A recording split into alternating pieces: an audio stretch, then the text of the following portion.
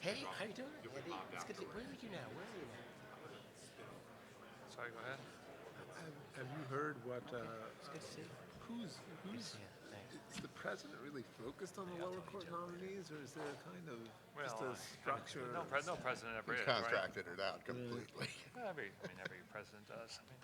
What headlines would be one headline has Dole picks Colin Powell first half. Yeah, you can imagine him poring over all the judicial opinions, trying to make a decision among candidates.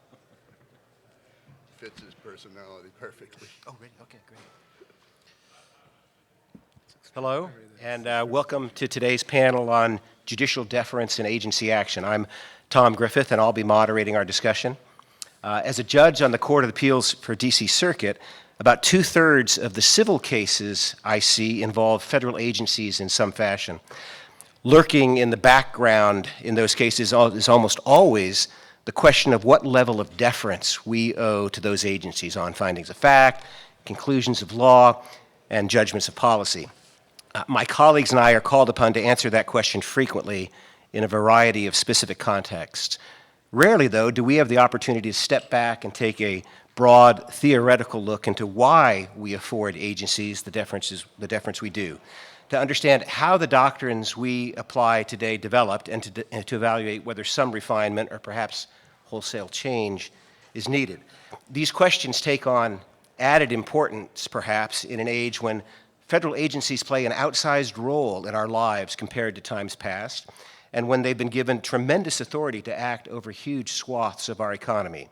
This panel marks a step forward in answering those questions, and we're fortunate to have 4 superb panelists with us today to share their own unique perspectives on the proper function that judicial deference should serve in reviewing agency action, the role that Congress should play in that endeavor, and the constitutional implications of our deference doctrines. First we have, and I'll introduce each of them before turning the time over to them to give statements. First, Ronald Cass is Dean Emeritus of the Boston University School of Law and President of Cass and Associates, a legal consultancy. Dean Cass is a member of the Council of the Administrative Conference of the United States and has received 5 presidential appointments spanning the administrations of Presidents Reagan to Obama. Dean Cass is the author of over 120 scholarly articles, books, and other legal publications, many in the area of administrative law. He will be speaking today about a broad overview of the history of judicial deference. Richard Pierce is the Lyle T. Alverson Professor of Law at the George Washington University Law School. Professor Pierce is the author of over 20 books and 130 articles on administrative law, government regulation, and the effects of various forms of government intervention on the performance of markets. His books and articles have been cited in hundreds of judicial opinions, including over a dozen opinions of the United States Supreme Court. Professor Pierce will provide a historical overview of the topic of judicial deference to agency decision-making that will apparently contrast with Dean Cass's, as we shall see. John McGinnis is the George C. Fox Professor of Constitutional Law at the Northwestern University School of Law. A prolific scholar in his own right, Professor McGinnis clerked for the Honorable Kenneth Starr on the D.C. Circuit and served in the Office of Legal Counsel during the Reagan and Bush 41 administrations. He was the Deputy Assistant Attorney General in that office from 1987 to 1991. Professor McGinnis was also an intern in the Office of the Solicitor General at the time Chevron was argued, and he'll be speaking some about that experience today. Finally, Ed Whelan is the president of the Ethics and Public Policy Center, where he also directs its program on the Constitution, the courts, and culture.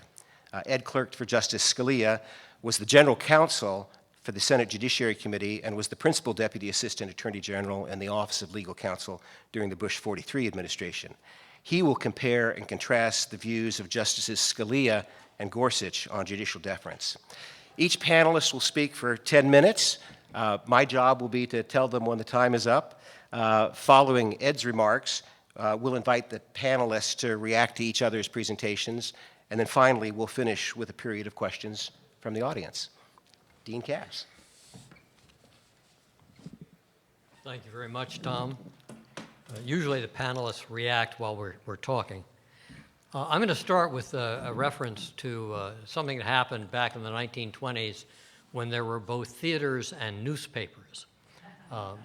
The actor John Barrymore had given a performance of Hamlet, and afterwards a reporter from one of the newspapers, a theater critic, came to his hotel room to do an interview with him and began by saying, "Mr. Barrymore, before I start, I just have to tell you, your performance was so stunning, I just don't even have the words to say how good it was." At which point Barrymore said, "Then return to your paper immediately and have them send someone who does." Yeah, he was, I didn't say he was nice, he was just a good actor. There are times when finding the right words matter a lot. And in government, there are different roles that each branch and each official have to play. When the Constitution was being created, the people who were framing it were very aware of carving out different roles and trying to find the right words to say who did what. Madison, in Federalist 51, captures what they were about when he says that in a government that is to be administered by men over men, the difficulty lies in first finding ways for the government to control the governed, and following that, to oblige it to control itself. So they understood they were trying to make a government that works, but they also understood that they were very, very concerned not to let the government be one that could run amok. And they understood that if you carve out separate roles for people in government, give them separate jobs to do, and let them check one another, there would be much less likelihood of government running amok. In this system, the first role was for the Congress to write the laws, to set out the rules by which people would be governed. And Congress had a lot of limitations on what it could do and a lot of limitations on how it could do it. And if you look at the Constitution, you ever see it as a single sheet of paper, what you notice immediately is that Article 1 takes up most of the Constitution. The rest of the Constitution is pretty small. They don't have to say that much about what the president does, what the courts do. As you go through it, it looks like one of those old things where it says plan ahead, and by the you have this huge P, huge L, and by the time you get to the ahead, it's falling off the page. That wasn't what happened. They didn't run out of room on the page.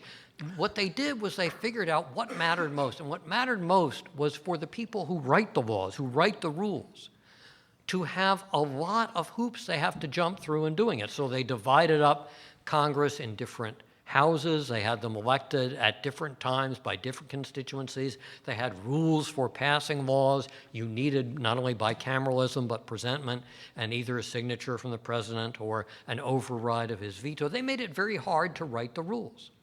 That was Congress's job. The courts were supposed to interpret the law, and the executive under the president was supposed to take care that the law be faithfully executed, which lets you know the president wasn't supposed to do it all, but he was supposed to take the laws and implement them. Early delegations of authority to the executive branch and to the courts were perfectly consistent with this structure. Congress made the big decisions. It gave out the less important decisions to the executive to implement. It let the courts decide disputes, but it also gave the courts some authority over their own procedures, having disposed of the important questions themselves. The notion of discretion was not foreign to the framers of the Constitution. They knew that people in government would have discretion, but what it was you had discretion over mattered a lot. The executive branch was given discretion over implementation, not over big questions of policy. So when the question was, how do we set up a capital? There was a big debate over where the capital should be. This was an important political question. It was a hotly contentious issue. The Congress passed a law called the Residency Act that set up exactly where, what sort of area the capital would occupy, how big it would be, and then said to a commission, okay, you pin down exactly which parcel of land, and you pin down how the buildings will be set up for the government. The big decision, the contentious, the policy decision was made by Congress. The implementation discretion was given to the commissioners who were working under the president. Same thing happened. You look, law after law after law passed in the first Congresses. For decade after decade, that's the way the government worked. There was discretion, but it was limited to matters that weren't important policy issues. When we get the explosion in government, when we get to the turn of the century and then the New Deal, when we see area after area in which the government is being allowed to perform functions that were never before thought to be within the central government's purview, if within any government's purview, we then had to figure out exactly how much of this was constitutional and how it would be reacted to by the courts as well as implemented by the executive branch. When the former chief executive, William Howard Taft, was Chief Justice of the Supreme Court, there was a case called the J.W. Hampton case, which came before the court, in which for the first time, instead of saying Congress has to make important decisions and the executive branch can implement them, what the Chief Justice said was that Congress has to give an intelligible principle to the president, but that really important things are better decided by the president and the people working for the president. It really stood the Constitution on its head. Now, in the roughly 90 years since that decision was handed down, the Supreme Court has only twice found a law written by Congress not to have an intelligible principle. So when Congress tells the Federal Communications Commission to hand out licenses for broadcasting as the public convenience and necessity mandate, okay, that's intelligible. When the Office of Price Administration is told to make prices fair and reasonable, okay, that's intelligible. Anything is intelligible, pretty much. This is an open door that was created by the decision of the Taft Court. As a result, how the courts now review what the agencies do matters a lot because agencies are given big authority to do things that were previously given to Congress to do.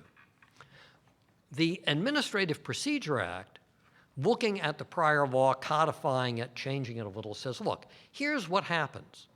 When a case comes to court reviewing agency action, the court says what the law is. The court says what the statute means. The court says what the Constitution means. The court interprets regulations. The court does the job of interpreting the law. But if the court says that the agency has discretion, then within whatever the bounds of discretion the agency enjoys, the agency makes the decision, and the court just looks at it for reasonableness. Subsequently, in Chevron in '84, the court tries to implement that directive, even though it's acting not under the APA but under the Clean Air Act, which parrots the words of the APA. What Chevron says is essentially the same thing. It talks a lot about the policy issue in front of the agency. It talks about the agency's discretion over policy. It says, although it relegates it to a footnote, that the courts, of course, using traditional tools of statutory construction, say what the law means, but the agency gets to have discretion. It gets deference as long as it's reasonable with respect to implementing the law. What that meant was, within the range of its discretion, the agency would get deference as long as it was reasonable, but it would not get deference on what the law meant. Unfortunately, the opinion was written in a confusing enough way that that message got lost over time. And some courts thought they were giving deference to the agency on what the law meant. That is really putting the wrong task in the court's hands and the agency's hands, and hopefully over time, the courts, the Congress, and the agencies will realize that if that's your view, you should go back to the paper and get somebody who understands the right words to make the constitutional structure work. Thank you.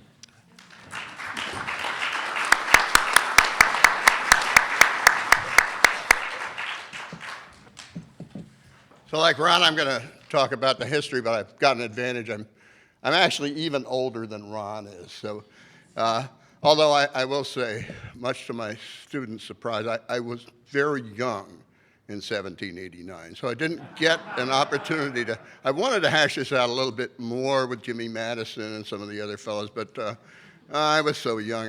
So what's the best evidence I've got of what the framers intended? Well, how about the words of the U.S. Supreme Court from 1789 until 1875? For that first century, what the court said again and again was that the courts have no business reviewing any decision of the executive in which the executive enjoys any degree of discretion. You want to check on that, look at, read Marbury v. Madison, not the oft-quoted out-of-context sentence that was uttered in the context of a clear command to perform a ministerial task, but the rest of the opinion in which the court said, well, of course, if there was any degree of discretion here, we would have no power to review that exercise. So that's the way it was for the first century. Then it started to change. In 1875, the Supreme Court says, oh, you know, we're going to take a look. And if Congress actually said there is to be judicial review of some action, we'll engage in review. The scope of that mandate, that permission to engage in review increased significantly in 1908 and then much more significantly in 1967 when the Supreme Court for the first time announced the presumption that all agency actions were reviewable. So that's the broad brush history. Now, as soon as the court began to engage in any degree of review of actions taken by executive branch agencies, the court always conferred deference to some degree. The precise verbal formula the court used to describe the degree of deference varied from case to case and time to time, but there was never any question about deference when an agency puts tens of thousands of person hours into a project, produces explanations that these days run into the hundreds or sometimes thousands of pages. You're not just going to ignore it. You're going to pay some attention to it. So there's always been deference. The deference that the court conferred in most cases until 1984 when it decided Chevron was the deference described in another opinion, 1944 opinion called Skidmore. And in Skidmore, there's no question, the court said, of course, you defer to the agency depending on the persuasiveness of the agency's explanation for that which it has done. And all other things that make the agency action persuasive or not persuasive. So that was the law until 1984. Now the interesting thing that happened then was we, the people, elected a conservative Republican president by the name of Ronald Reagan. And Ronald Reagan appointed a conservative Republican EPA administrator by the name of Ann Gorsuch. If that name sounds familiar, there's a good reason for it. So he told Ann Gorsuch, what I want you to do is look over the policies of the EPA and see if you can't come up with some changes that will be more friendly to economic growth. And she dutifully did that, and she took a look and said, oh, here's one of the big problems. The permitting program is really creating problems where it takes years to invest in anything these days.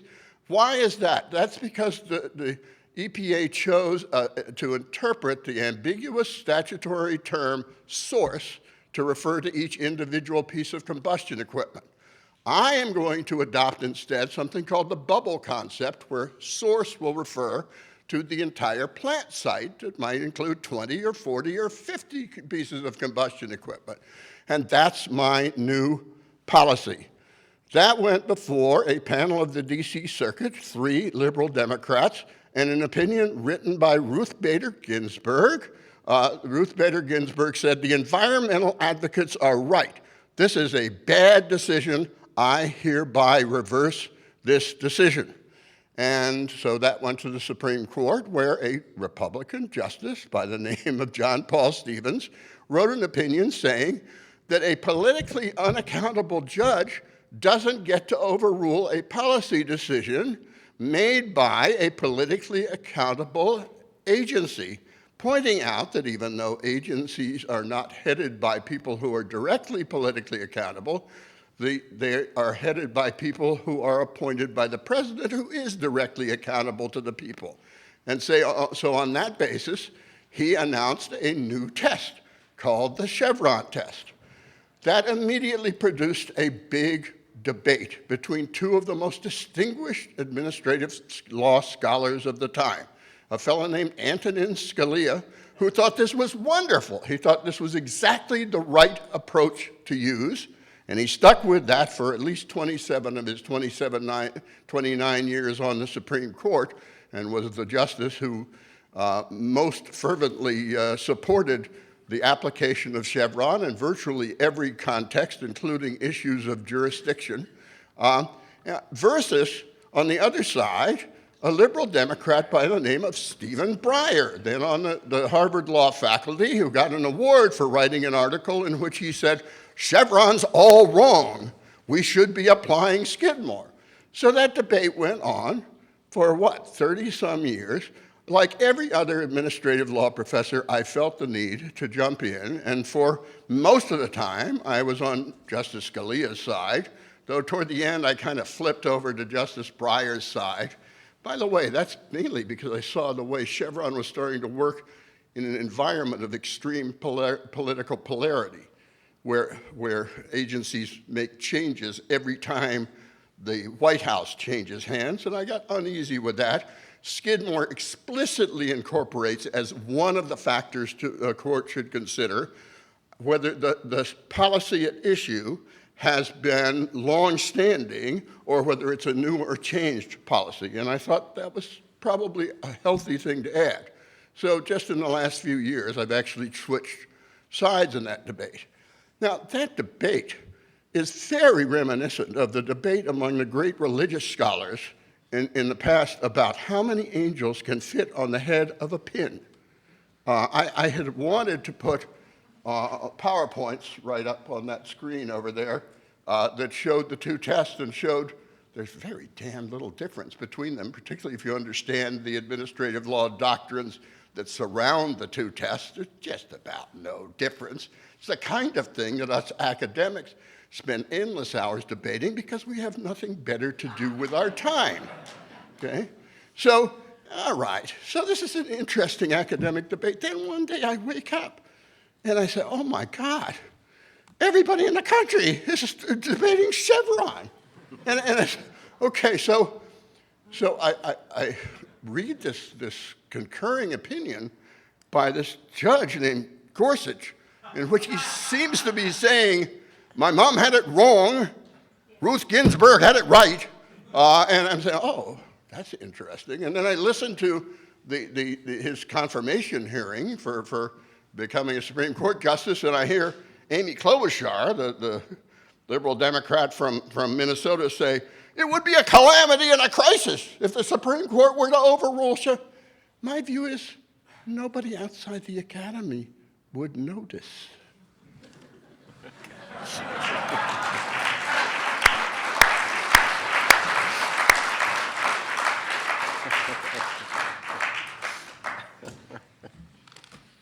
Well, thanks very much for inviting me here. Like Professor Pierce, Chevron makes me feel I've been around for a very long time because at the beginning of my career, I was an intern in the Office of the Solicitor General, and the first and really only important case I worked on there was Chevron. I'd like to say I was certainly there at the creation. I wasn't quite the creator. That was, or at least the creator of our brief, was a great friend of the Federalist Society, Paul Bator. It's not a surprise I didn't do much, given that there was such a powerful legal mind creating the brief. I think it is useful to talk a bit about some of the aspects of the brief and also some of the aspects of the atmosphere of the time, because I do think that explains, and when we talk in question and answer about how much difference this makes, but at least the change in symbolism that conservatives feel about Chevron, why it was once a darling doctrine, and now for many it's the doctrine of the devil.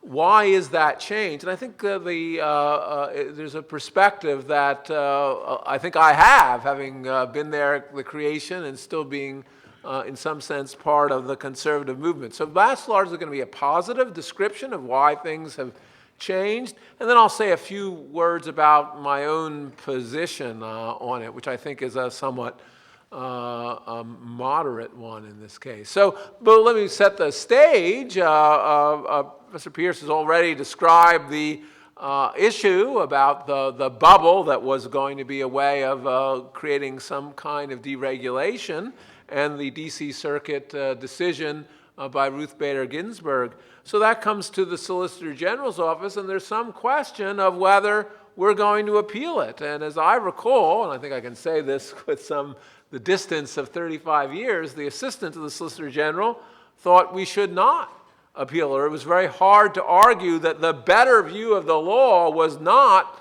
that the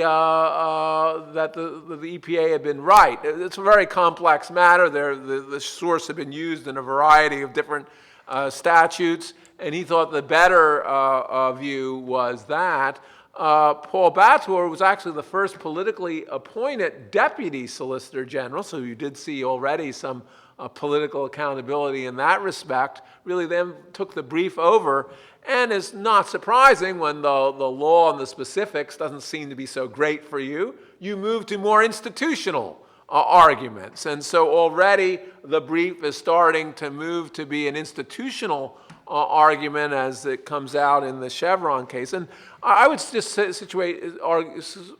point out there were two very important arguments that Professor Bator makes. He makes the argument, well, there are a lot of different purposes of this statute. It's not only to protect the environment, but promote economic growth, and in some sense the EPA is going to have to compromise between these different purposes, and that, of course, leads to an idea of the need for accountability.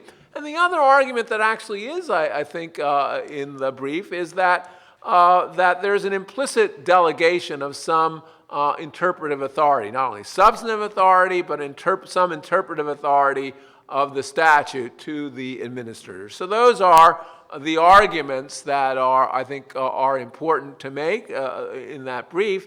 And then let me just step back and describe in a slightly more realist way, those are the legal arguments, why I think Chevron is received extremely well, was of course at that time, democratic accountability was seen to be, I think, extremely important to the conservative movement. It was supposed to be the essence of what was lacking among judges who've gone wild, right? The D.C. Circuit was at that time just beginning to be put back under control. There were some of the most liberal judges in the country who really could not thought to be trusted, very extravagant views of statutory interpretation. Moreover, I think another realist sense, is maybe surprising to the audience now, there was a sense that the Republicans had a lock on the presidency. And indeed, they really never had elected a Republican Congress in a unitary way since the 1950s. And so it made a lot of sense in a realist way to give greater discretion to the executive. So those, I think, are some of the arguments that were made and some of the realist reasons that the opinion was greeted with such enthusiasm on the conservative side. But let's look at those. I think each of the arguments, the legal arguments, and the realist arguments really seem a lot less plausible to conservatives today. Begin with the argument that we really look at the statute as a set of purposes. That's really the opposite of what most conservatives believe, that much more textualist in these days. And there's also a thought that, as Judge Gorsuch says in another, Justice Gorsuch says in another context, there's always a better answer to a statute. So there's a kind of formalism that sits a little uneasily with the kind of arguments that Professor Bator made.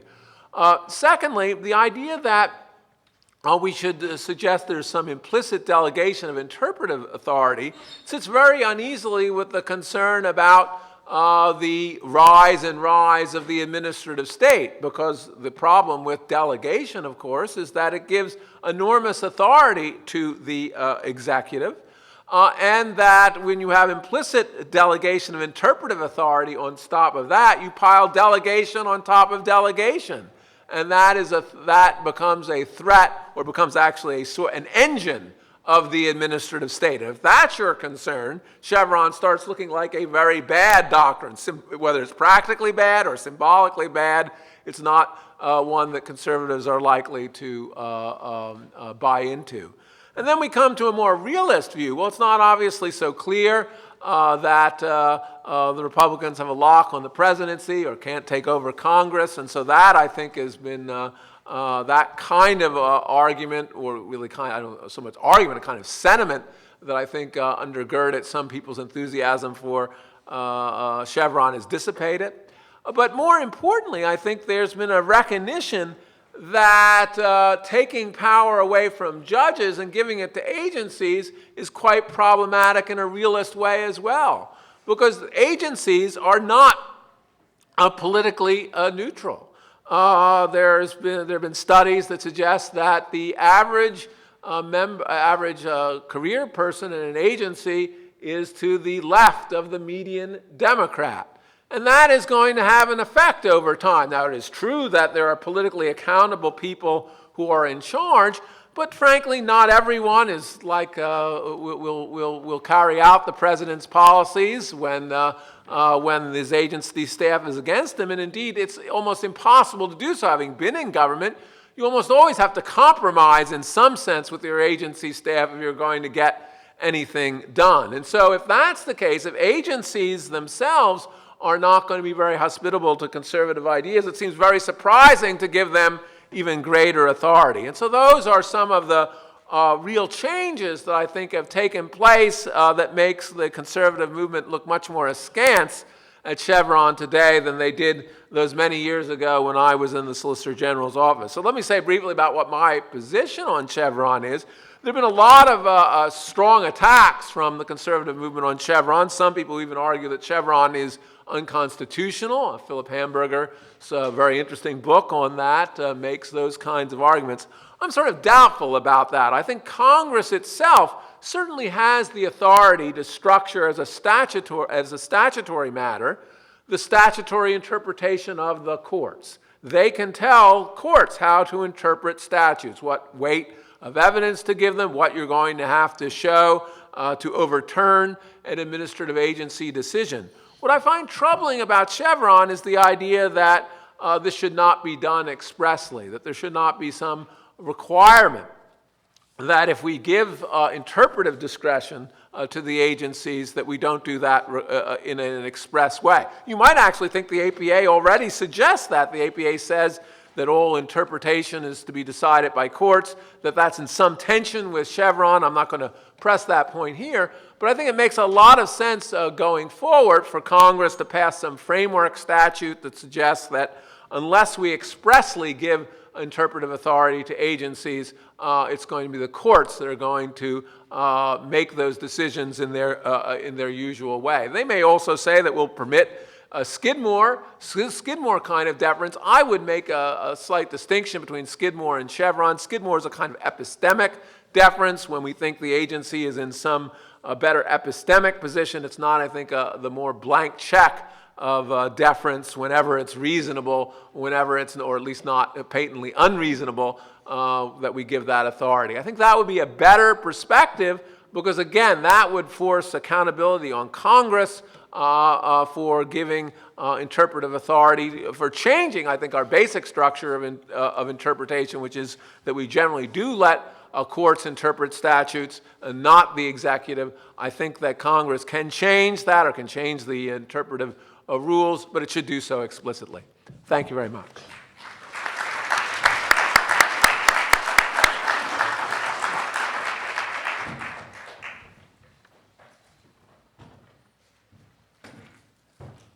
Well, thank you. I've never before been on a panel with 3 academics who have all kept within their time limits, so I will try to do the same.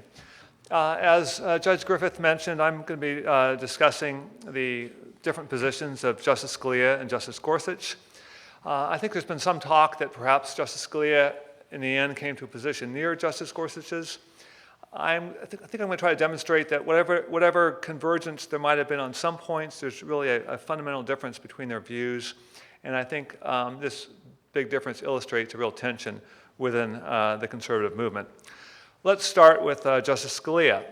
Chevron, of course, was decided in 1984. Justice Scalia wrote a significant law review article in 1989, embracing Chevron and explaining why he thought it was right.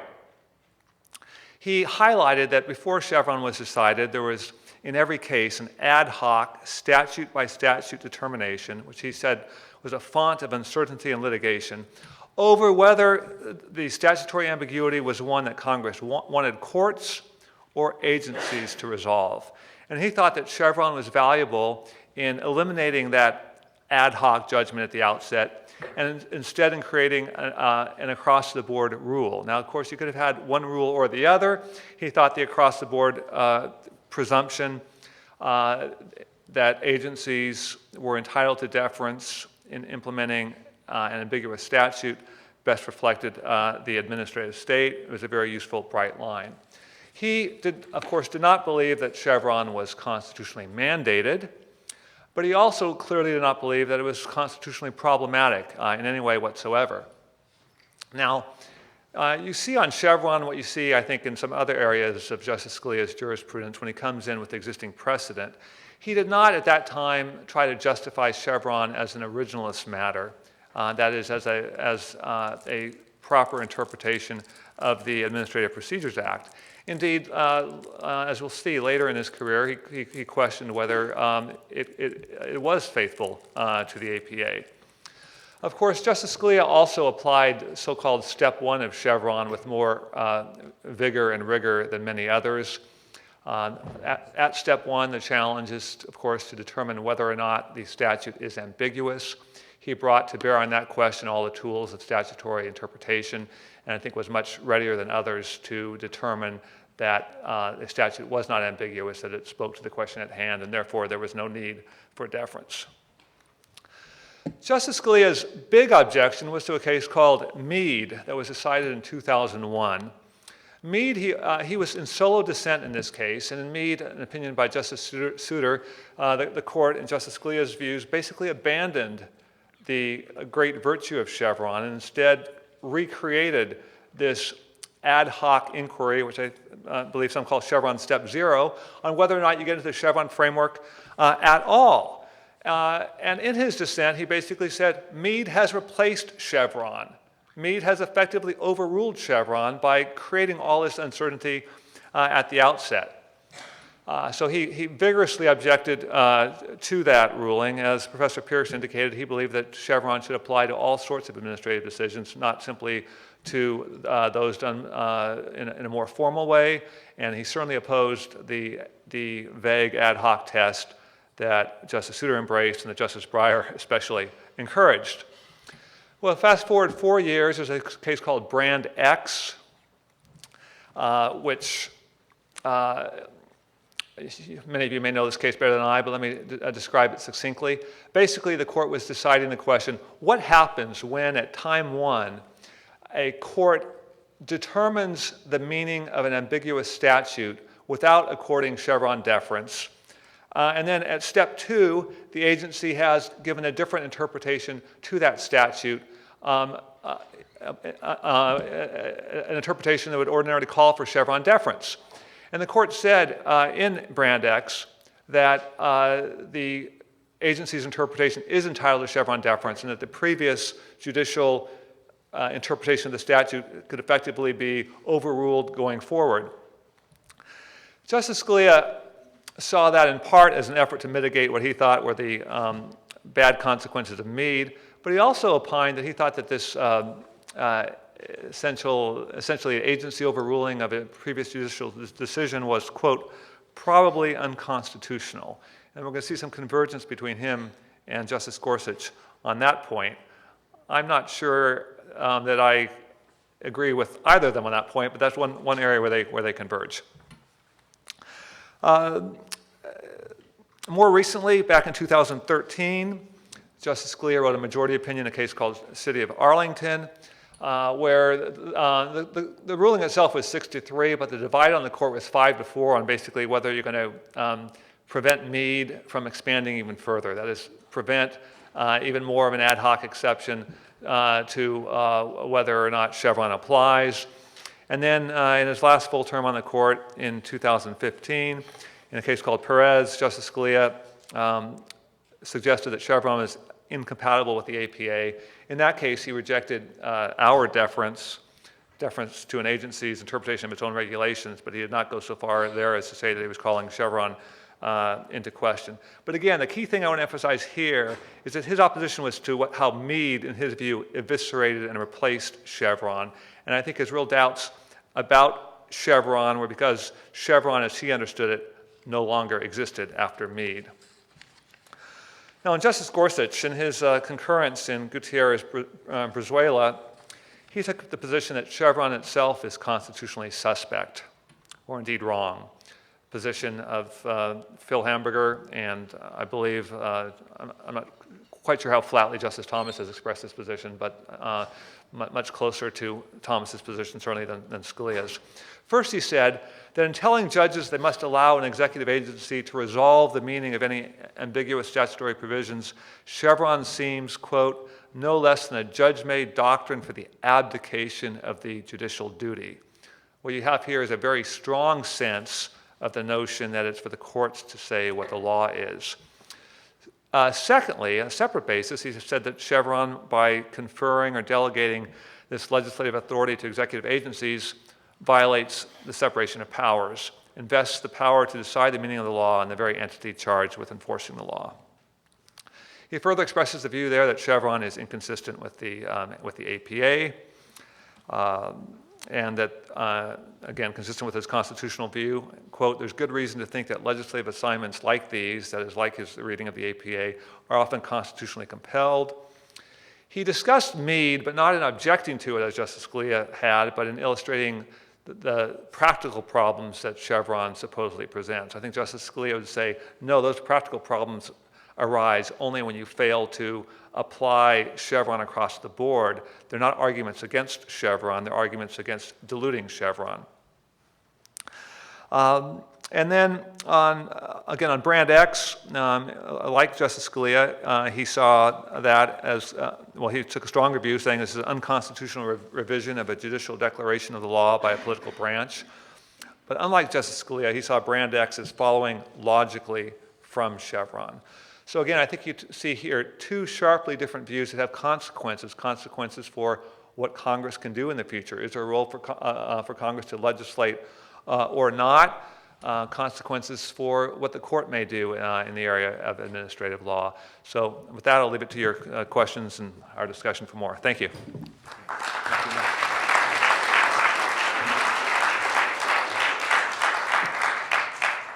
Well, many thanks to each of the panelists, and as we now say, now the gloves come off. So, Dean Cass, anything you want to react to, and let's just start it from there. Well, let me first react to my senior colleague's comments. I appreciate you pointing out that there's only one person older than I am in the room. The beginning of the comments really lay out what could almost be sort of a work theory of deference, the notion that if an agency does a lot of work, invests a lot of time, has thousands of pages of documents, that it kind of deserves deference. And I think that notion really is one that doesn't bear fruit when you look at the law. It doesn't bear fruit when you look at the structure of the Constitution. It reminds me, we had a speaker at lunch who was talking about how after the financial crisis, Congress found all these problems existed, and so therefore it had to adopt Dodd-Frank to cure them. It reminds me of 1692 Salem, Massachusetts. The village elders found all sorts of problems. So of course they had to burn witches. What choice did they have? I think the fact that an agency has done a lot of work tells you that it may have a record, may have built up a factual basis for some findings. It doesn't tell you that what the agency has done is within the law. It doesn't tell you the agency is acting within legally granted discretion. And keep in mind that the exception the APA carves out is for discretion granted under law, so that the interpretation that the court has to do only operates so far as something hasn't been granted to the agency's discretion. With respect to Skidmore, I on a previous panel had said at one point that the relationship my wife and I have is that I give her Chevron deference. When we have something, we do what she wants because she says she wants it. She gives me Skidmore deference, which is that if she's decided it's what she wants to do and I'm recommending what she wants, she'll defer to me. Skidmore deference is really no deference at all. It says you give the agency decision whatever weight it gets. And that's not really a statement of what the APA says, and it's not really a good statement of pre-APA law in its entirety, because there are other decisions that grant much different degrees of deference in other factual contexts. So I think I do disagree with Dick on some of the background. I also disagree that it is a problem if you seek to justify Chevron on the basis of political accountability. It's hard to be a problem that agencies change their views, change their policies when the White House changes. In fact, that's the best evidence of political accountability. So on those scores, I think I would disagree with Dick. I want to make just one comment on John's description of what went on. You talked about agency capture and the role of the staff. And I think that's a very important thing to keep in mind, that while agencies respond to a lot of different inputs from the executive, from the outside people who come to argue before the agency, they also respond to the staff. Glenn Robinson, who was a professor at Virginia and before that was a commissioner at the FCC, wrote an article back in the 1970s where he said, if there is any group that really does a good job of capturing an agency, it's the staff. And I think injecting that note into your analysis of what goes on within the agency is a very important thing. Thanks. So it's apparent that my young friend Ron and I disagree, and there's not much more I can add to that, except one point on my concern about Chevron today in a world of political polarity really ties to Chief Justice Roberts' creation of the major question exception, which I think makes a lot of sense when, whatever your view might be of the Affordable Care Act or the Clean Power Plan, I think it would be nuts to have a country in which the ACA is legal under Democrats and illegal under Republicans, or the Clean Power Plan is legal under Democrats.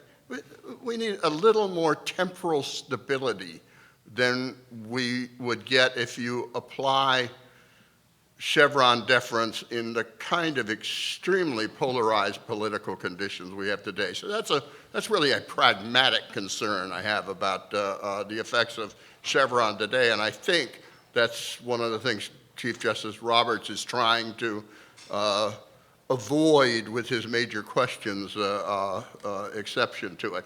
I had just one addition I wanted to suggest to the chronology, which I agreed with completely from John and Ed. I would add just one other thing, the Obama effect. There's no question that the views of lots of conservatives, and I believe the conservatives on the Supreme Court as well, was affected by the perception, and I happen to agree with it, that President Obama stretched the limits of his authority perhaps a little too far. And so I only had a couple of things I'd add on that. One is he was, particularly at the end of his time as president, he was losing regularly in court. The Supreme Court enjoined issued a stay of the Clean Power Plan. Circuit courts issued stays of his immigration deferral policy and his transgender bathroom policy. The courts were not rubber stamping any of these decisions, and they rejected out of hand several of his most important decisions. And by the way, generally, under Chevron, courts reject about a third of the actions that agencies take. So it's not just 100% rubber stamp system. And then I would just add that, thank goodness, we all know that if there's ever a Republican elected president again, there's no possibility he would ever try to stretch the powers of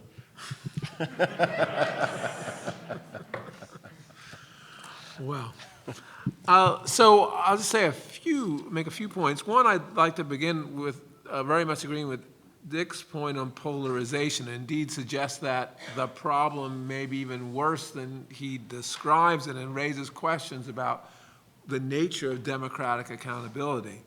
One reason we like democratic accountability is that we think that all the people will be represented. One of the dangers, I think, of Chevron is that it encourages, just for a while, not the median voter to be represented, but the median voter of any party to be represented. Because the president, given the way he's elected in primaries, is likely to represent the median Republican, if he generally, not always, maybe not currently, but that's the way to bet, and the median Democrat.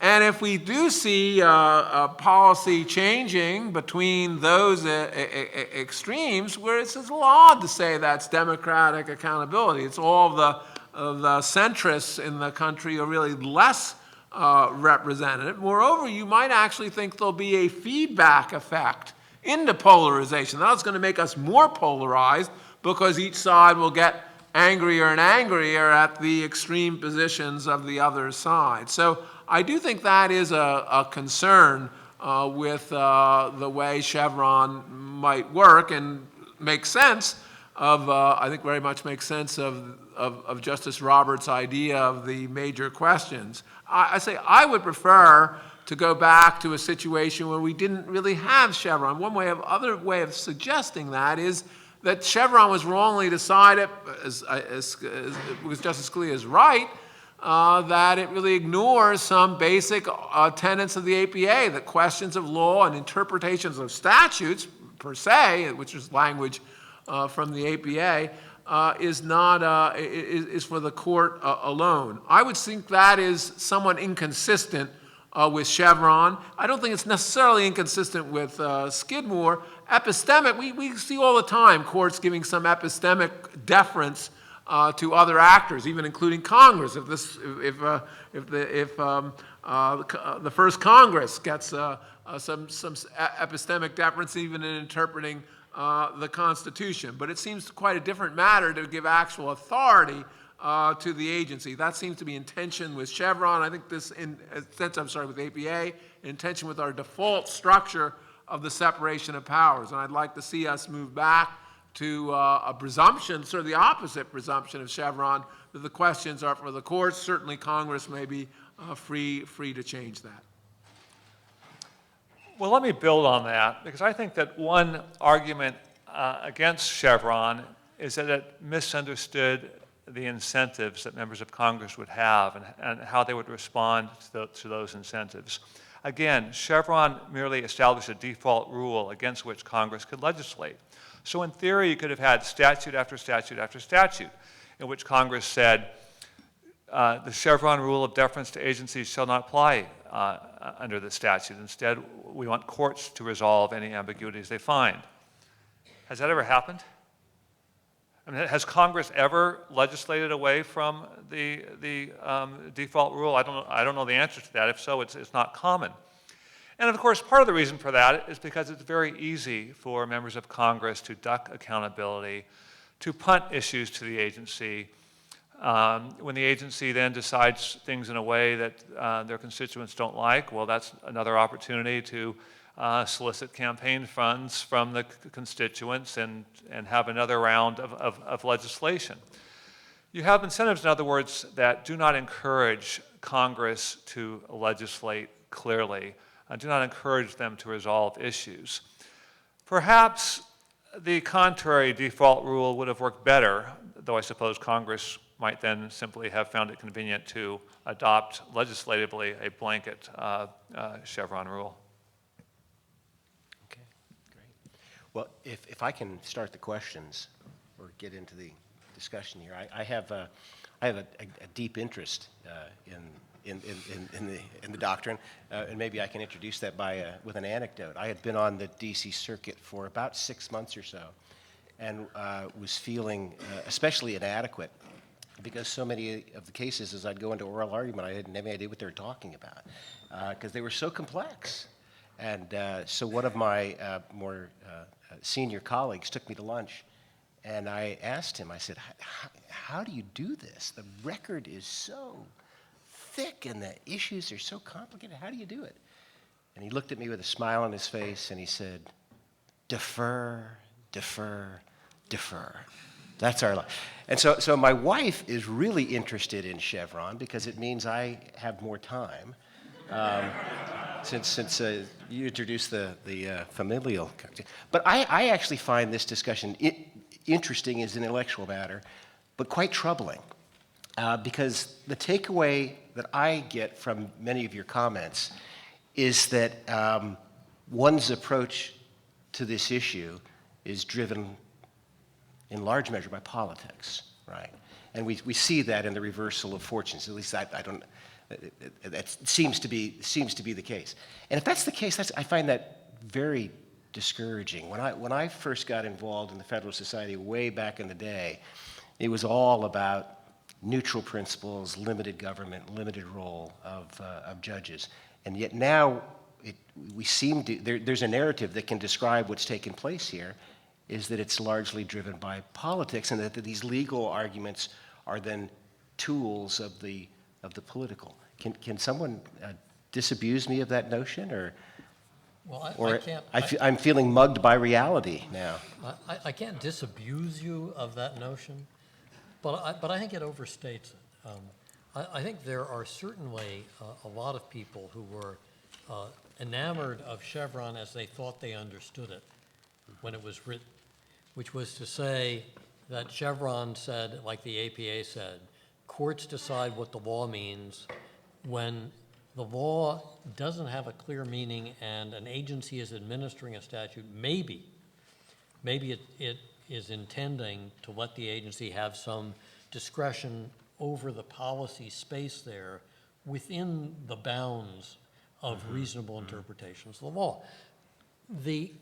There are certainly some statutes that are written in a way that you know is intended in the ambiguity of the language to give discretion to the agency. Certainly, when I mentioned the licensing provisions in the Communications Act, that is intended to give the agency discretion over allocation of stations and selection of licensees to operate the stations. So it was a decision that wasn't shocking at the time, but for people who want the courts to actually decide what the law means, which is what the APA says, it's what the Clean Air Act says, it's pretty much what the Constitution says. Over time, when you see courts having difficulty sorting out when they're deferring and what they're deferring to, that's what made Chevron problematic for some people, just on a pure intellectual ground apart from the politics. Sure. And that certainly describes how Chevron has been used. But my question is, what drove it in the first instance? What's the impulse to arrive at Chevron, and then is that impulse changed now because of political circumstances? So. Well, I mean, certainly to the extent you see conservatives now still arguing for abandoning Chevron at a time when there is a more conservative government, a more conservative executive branch, that would be some evidence that this is driven by things other than mere politics. I think there probably are. In fact, I know there are some people for whom your description is accurate. Senator Hatch, shortly before the election, said on the record that Chevron was really good under President Reagan and became really bad under President Obama. Well, that's really explicitly tying it to the politics of the day. I'm sure there are other people who think, I think for most people it's much more subtle than that. To the extent that the Obama years caused a lot of conservatives to become concerned about Chevron and the general notion of deference, they were influenced by what they perceived as the excesses of President Obama, but I don't think they were consciously thinking the way Senator Hatch put it. And on your earlier point about your approach to administrative law cases, particularly these rulemakings, I mean, frankly, we're talking about a record of 1 million pages and a whole lot of, what approach can you take other than, I don't understand it, so I'm sure as hell not going to screw it up. And frankly, when you look at the empirical studies, there have been many of them, of the way courts react in various circumstances, what you see on every court is there tends to be more deference when it's really complicated stuff. A higher proportion of those kinds of agency decisions are upheld through application of Chevron, Skidmore, or any other doctrine that happens to be handy. Whereas if it's something like labor law, where you're really talking about interactions among human beings, I think most judges appropriately say, well, I've got as much understanding of that as do the members of the board, so I'm not going to be very damn deferential there. But when it comes to nuclear physics, I don't remember studying that very hard in law school, and so some degree of humility and deference is probably advisable. I'd like to tell a somewhat more optimistic story to Judge Griffith. In some sense, it depends on the kind of level of politics, and this goes back to what Dick Pierce was saying. I do think there was at least a degree of partisan politics. Well, the Republicans have a lock on the presidency. That's a really bad way of looking at the structure of law. On the other hand, to say that the administrative state is a great threat because it facilitates a progressive ideal of government, that's not quite partisan. That's an idea about the Constitution, in that sense, you might think has a political aspect. And given that, I think that is what's driving the concern about Chevron, to pile this delegation on top of delegation, I think is much more comforting. The other point I would say as a matter of comfort, it really, I think in some sense, is the Federalist Society that's made it much more plausible to be skeptical of Chevron because of one of its great successes, which is, I think, to temper the excesses of the judiciary. The Chevron did see, I mean, if you were, again, I don't want to make this all about my own personal history, but I was on with the clerk on the D.C. Circuit right after I worked on the Chevron brief. And there were the lions of liberalism, Skelly Wright, people who would do extraordinary actions, interpret a statute to say that, well, there was a problem with drugs that had to be reviewed by the FDA for execution because they weren't safe and effective. They were lethal. They weren't safe and effective, and that's why we should really. That was a real decision, right? And it was sort of it was an Alice in Wonderland decision. And I do think the Federal We call that the bad old days. The Federal Society has really changed matters in that way. I mean, it's really, maybe things will change back in 50 years, but it's unimaginable to at least have people like Justices Kagan and Breyer doing anything, or I think, or really any members of your court doing things like that. And that makes, I think, it much more plausible to give the authority back to judges than it was in those rather frightening years. Okay. Yeah. That's a very I'd just add that the pragmatic judgment that Justice Scalia and others made about the soundness of Chevron was one based on how the administrative state would operate and how Congress would operate in response to it. And if you thought that Congress would actually act to legislate away from that default rule and that was a safety valve, if it turns out it never does, that could reasonably affect your judgment whether you picked the right default rule. Okay, great. We have, I can't tell, do we have microphones out there for Yes. questions, for questioners? Okay. We have one. We have We have, one. Okay. we have a mic in the back. If you make your way to the microphone and direct your question to a member of the panel. And with this many law professors up here, if you don't ask us questions, we'll ask you questions. I notice a number of you do not look like you prepared well for class today. For one thing, very few brought the book with them. Yeah.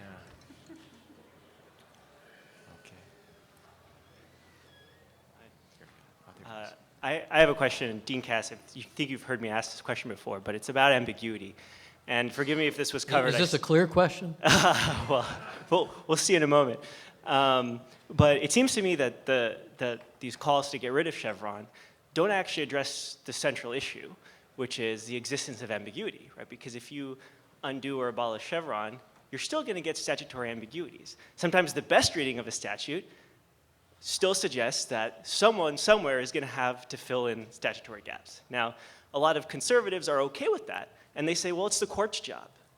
And so I guess my question is, but is it really the court's job to fill in those statutory gaps the way Congress legislates today? Very, very broadly. I mean, King v. Burwell is the key example. It's a major questions exception to Chevron. Chevron didn't apply. The court decided that case for itself. Do we as conservatives really care that it was the court instead of the IRS that decided that exchange established by the federal government, by the states meant, or the federal government as well? Well, I'm happy to jump in on that. First, of course, you can't force Congress to legislate in clear language. But you can say that if it doesn't, you won't give effect to the statute. You can say it has failed the basic test of statutory drafting, so the statute is ineffective, go back and do it again.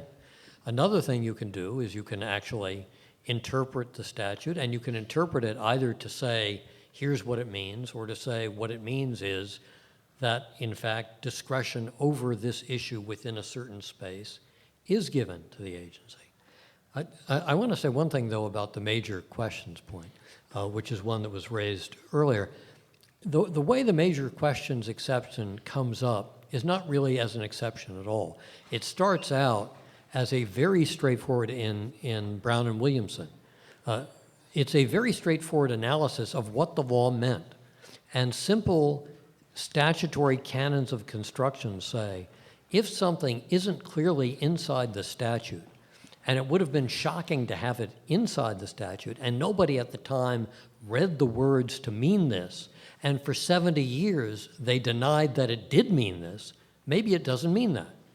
And it's only this one odd paragraph that says, that this is an exceptional case that throws people off the track. When you get to the next case, which is arguably a major questions case, which is Whitman against American Trucking, you have the famous epigram by Justice Scalia that says, Congress doesn't hide elephants in mouse holes.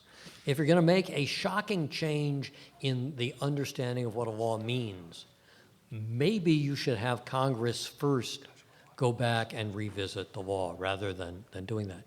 King and Burwell is different because there the law is very clear on its face.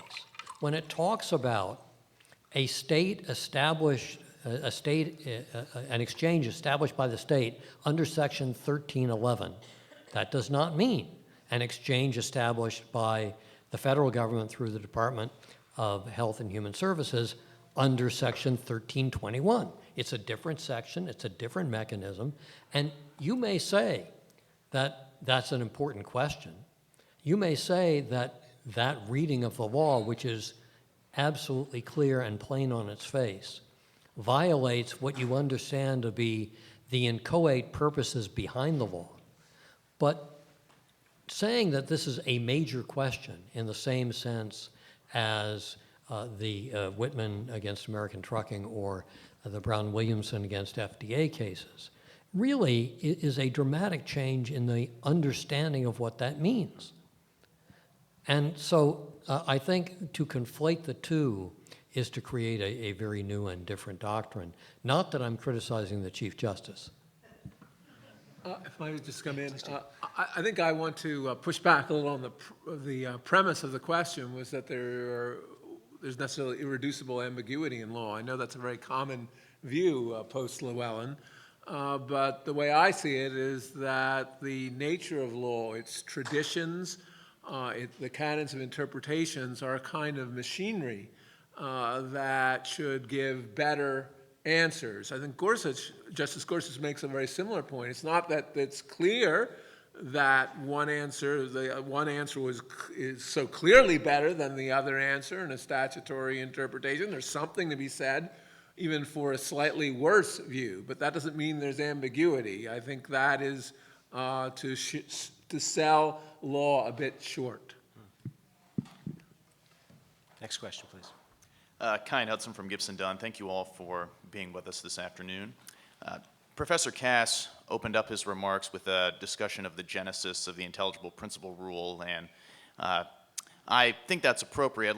Certainly a considerable amount of the conservative unease about Chevron is unease about the constitutionality of delegation to administrative agencies in the first place, and I'm curious what you all, and particularly Professor Cass, think what we can infer from the lack of judicial action striking down delegations to administrative agencies, both in the federal courts and, for the most part, in state courts. Professor Whittington has written a recent article about the reluctance of state courts to prevent states, which obviously have similar tripartite schemes with similar vesting clauses, from vesting what appear to be legislative or judicial functions at administrative agencies. So I'm curious what you all think we can infer, if anything, from that evidence. Let me take a try at that. My belief is the lack of any coherent justiciable standard that it could be applied, as I'm sure many of you know, in his concurring opinion in the Benzene case, Justice Rehnquist said he would have held the Occupational Health and Safety Act to be an unconstitutional delegation of standardless power, and it was certainly a good candidate for that. There is nothing in that statute that resembles a decisional standard that any court could apply, and really all 9 justices agreed with that. The difficulty then is trying to draw that line and trying to figure out, well, what's a major question and what's not a major question? He said fundamental, politically unaccountable bureaucrats. Well, there's a problem with that. They are politically accountable. Cannot make fundamental policy decisions except in the case of necessity. How the hell would you ever apply that to the many, many, many statutes that Ron referred to that have been upheld as, it reminds me of, I used to, back when Justice Scalia was Professor Scalia, he and I used to swap manuscripts and comment on each other's manuscripts, and I sent him the manuscript of a book in which I said, there's this is a while back, new movement to reinvigorate the non-delegation doctrine, and I included him among the proponents. And he immediately called me up and said, no, I'm totally against that. I said, well, wait a minute, let me quote you what you said in Regulation Magazine. He said, oh, here's what I meant. Of course it's impossible to come up with a justiciable standard that could be applied on a consistent basis. We'd be running through the whole U.S. Code and eliminating about half of the statutes. That's impossible. What I am in favor of is every 50 years or so, the Supreme Court ought to fire a shot across the bow of Congress by taking any statute at random, it doesn't matter which one, because they all have the same problems, taking any statute at random and holding that it's a violation of the non-delegation doctrine, just to remind those jackasses of what they're supposed to be doing. I'm going to recommend looking at the most recent issue of the Harvard Journal of Law and Public Policy for the article there dealing with the delegation doctrine. And the fact that I wrote it isn't the reason why I'm citing it.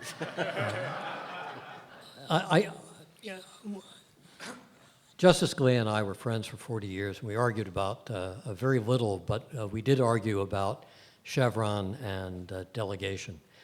I think you can have a justiciable non-delegation doctrine. I think the doctrine that Chief Justice Marshall used in 1825 in Whelan against Southard was the sort of right version.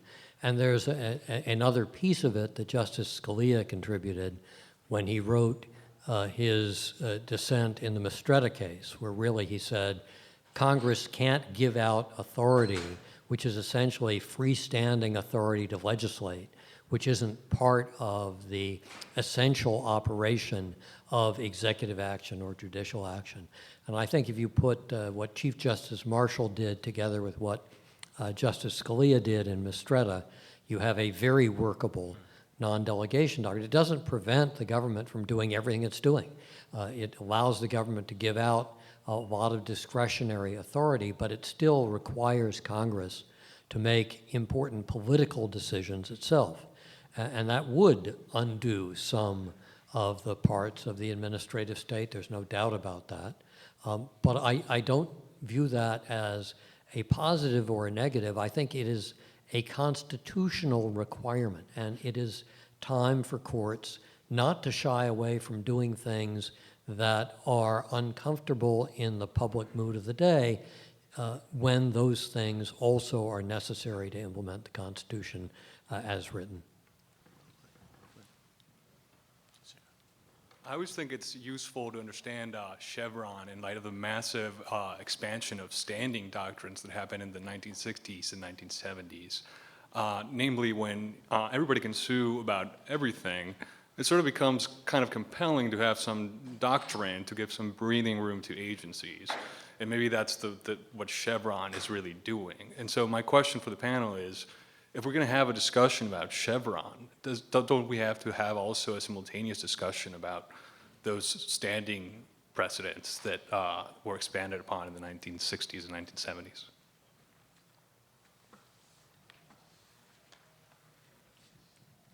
I'm tempted to refer to a can of worms being opened. There's been a tremendous amount of writing on the history of the law of standing, and most of it is not consistent with your description of the history. Most of it says that the court basically made up the whole link between the case or controversy clause and the requirement of a particularized injury to an individual. Now, I'm not going to rehearse all of that, but I will tell you that in chapter 16 of my treatise, I do refer to 6 different articles that make exactly the opposite claim for the history of the law of standing that you make. Well, not surprisingly, Professor Pierce and I disagree on this point. But I do think that whatever changes happened in the law of standing in the 1960s and early to mid-1970s, there have been further changes in the law of standing that really bring it back significantly from where it was. So I think we can have, it's an important topic. It's one that merits a lot of discussion. I think we should ask it to be put on another one of the Federalist Society panels in the future, but I don't think it's inextricably linked to the Chevron question. In original jurisdiction cases, when two states, for example, are fighting over a river, the U.S. Supreme Court will appoint a special master, and as I understand it, they don't really owe any deference to the special master, but as a practical matter, they're not going to sit down and calculate the flow of the Arkansas River or whatever themselves. Though there are some exceptions, I can think of maybe one off the top of my head. The court generally just goes with what the special master does, and you can argue that that might be a good thing. So as a practical matter, in these incredibly complex cases with a million pages of record and everything else, would it make much difference?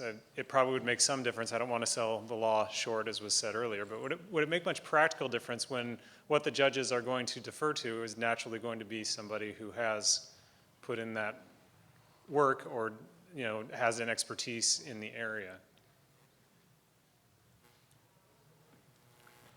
In my opinion, no. If the judge has strongly held views that this is wrong as a matter of law or really bad reasoning or it doesn't tie to the evidence, the judge is going to find a way of writing the opinion that says so. And if the judge has doubts about all that and doubts about whether his understanding of nuclear physics is quite up to the task of understanding the 40 conflicting studies in the record, that the judge is likely to do the right thing and say, I hereby defer to the agency. Well, And it doesn't matter what language they use. The question, as I understand it, is whether Chevron deference is different from Skidmore deference. And I think the formal answer to that is clearly yes.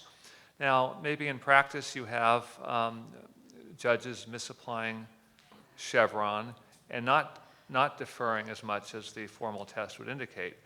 I know Justice Scalia said at one point that maybe this whole fight isn't worth all that much if indeed your point is right.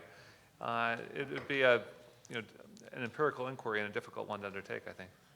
I would just add that I think some of the deference in the question strikes me as perhaps confusing two things, deference to law and deference to facts. I mean, there's surely the case that you have millions of pages or thousands of pages devoted to factual determinations. I think even under the APA, that's owed some substantial deference, and we would think institutionally that has to be the case. I know it's hard sometimes to distinguish between law and fact, but I think that has to be a premise of our administrative structure, just as a premise of much of the rest of our of law, that we distinguish who should make those determinations. At least I have not seen a case where there are thousands of pages of legal interpretation by an agency, although I'm sure I would await it with some interest. So I have I'm curious about the following. Lee Otis with the Federalist Society, Director of the Faculty Division. Let's try a reformulation of Chevron, and the reformulation would go as follows. A lot of the time, Congress makes big policy decisions and statutes, and it's perfectly okay for it to leave smaller policy decisions to the executive branch. There's nothing improper about the executive branch exercising policy authority, including in the domestic arena. It just can't, exercise it can't make these bigger judgments as Ron suggests, but there's nothing wrong with that. And so if there's something that's vague in a statute, let's say vague rather than ambiguous for the sake of argument to strengthen the case, rather than the courts deciding what the limits of the vague thing are, we're going to assume that Congress expected the agencies to be exercising policy discretion in that realm. It seems to me that that arguably solves the separation of powers, because at that point it's not the court deferring to the agency on what the law means. It's basically an acknowledgement that there isn't law on the point except that except within this broader parameter, and then basically there's a grant of policy-making authority to the agencies. Obviously that's not exactly what Chevron says, but what about that as a kind of theory of what's going on? Well, I think that's perfectly plausible and also is almost verbatim what the opinion for the court written by Justice Scalia in the Smiley case back in, I think, the mid-90s says, and I think it's a perfectly reasonable read of Chevron. It's why Justice Scalia liked Chevron for so long, and it was only when he found that others were not interpreting it the same way that he became more disenchanted with it. So I agree that's a plausible reading, and it's certainly one that saves the problem structurally. But it does give you then the requirement that there not be absolute silence on a question, that there not be something in tension with the rest of the statute, that there be some boundaries around it, and that it not be a question of such importance that it shouldn't be given out by Congress to the agency. But otherwise, I think that's fine. I think there'd be a serious practical problem in drawing that line between big and small. Benzene, Justice Rehnquist considered that too fundamental a policy decision for Congress to do. Justice Stevens did not consider the adoption of the bubble policy in Chevron to be too fundamental. I mean, there's a really big decision, but what decisions are too big, what are too small? It's a very difficult line to draw, I think. Yes. Good afternoon, everybody. I had a second kind of a corollary to that, and when you look at Chevron, then you look at like Auer and then Scalia's dissent in Decker, and looking at how an agency interprets its own regulations. Maybe we could talk a little bit about that and how that could be impacted in future courts. Particularly, Scalia's dissent was pretty strong in Decker about refuting Auer, and thought if you had some thoughts on that, that would be great. Well, certainly if the premise behind Chevron is that ambiguity in a law it should be interpreted to give discretion to the agency to fill it in, it's hard to say the agency can then give itself discretion to fill in more by writing an ambiguous regulation. If you contrast Auer with the Seminole Rock decision that a lot of people view as the basis for Auer. Seminole Rock, you have the agency writing a regulation and issuing an interpretation of the regulation simultaneously, and it distributes them together. It's as if it were part of the same regulation. That's not a problem. But the agency can't expand its own authority by failing to be clear in what it does, nor can it be seen as implicitly self-delegating. If Congress can delegate, the agency can't. Right.